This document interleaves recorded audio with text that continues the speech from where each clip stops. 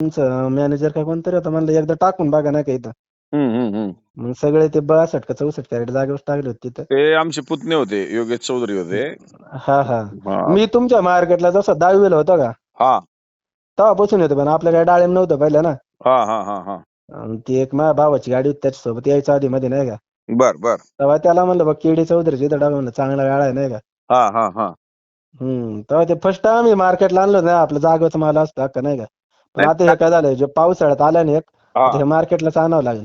जागा पहिली आपल्यासाठी तर काही व्यापारी पहिली येणार गोष्ट नाही ना. माझं काय म्हणणं आहे की अख्ख्या महाराष्ट्राचा माल केडी चौधरी नाही विकणार, पण हा हा केडी चौधरी हे नक्कीच दिशा देऊ शकतील एवढी आपण पारदर्शकता आपल्या व्यवहारामध्ये ठेवलेली आहे पहिल्यापासून. नाही नाही, तुमच्या व्यवहारात आहे ना पारदर्शकता, काय अडचण आणि नाही. हे जे मला वजनाचा जो फॉल्ट आला ना लक्षात, त्या मॅडमनी मला सांगितलं की मी माझ्या इच्छा झाली की ताजी फळं घ्यावी हम्म, हम्म. शेतामधून, आणि 3 हा किलो हा मी त्या व्यापाऱ्याच्या काट्यावरती वजन करून घेतल्याच्या नंतर हम्म, हम्म. हे जाणवलं की मी परत करून पाहिलं पुण्यात आल्याच्या नंतर ती 4.5 किलो निघली.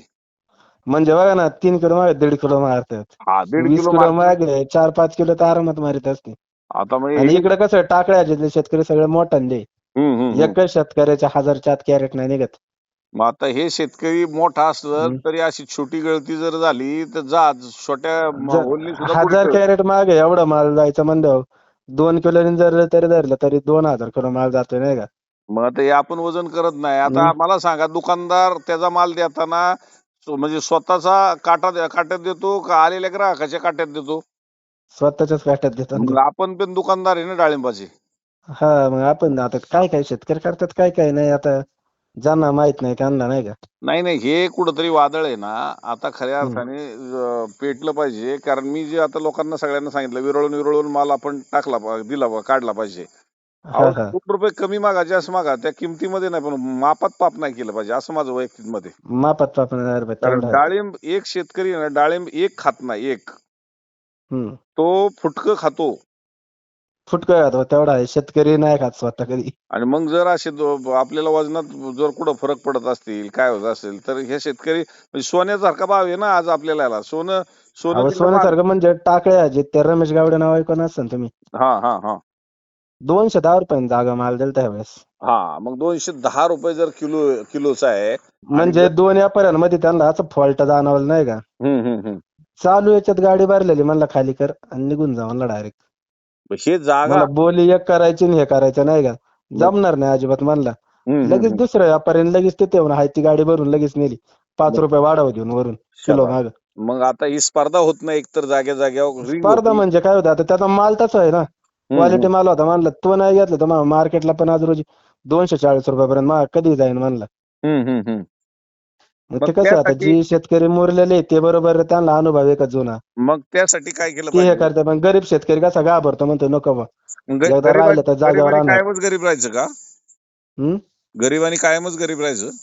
गरीब नाही राहायचं, पण आता ते काय होतंय, काय काय ना नाही जुळत आता.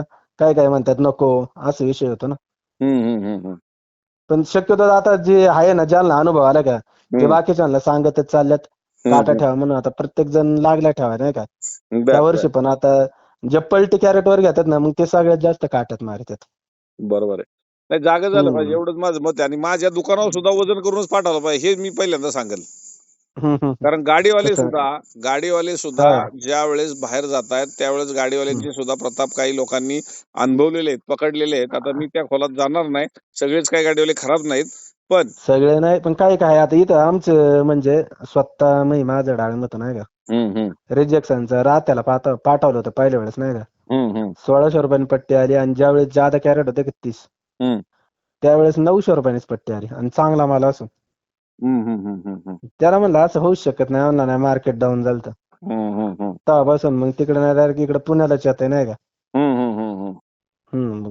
पुण्याला कसं आता ट्रान्सपोर्ट वाले टाकतात, त्याला काय देणे का नसतं, त्याला 2 रुपये असतात. हम्म. हा ते काय होतं, आपण विश्वासावर पाठवायचं आणि ते मग असं गोळ होतो. नाही, काही अडचण नाही. तुम्ही म्हणजे जागा राहा. म्हणजे शेतकऱ्याच्या प्रति मी का बोलत असतो की पहिल्यांदा मी हम्म. शेतकरी आणि नंतर आडते आहे.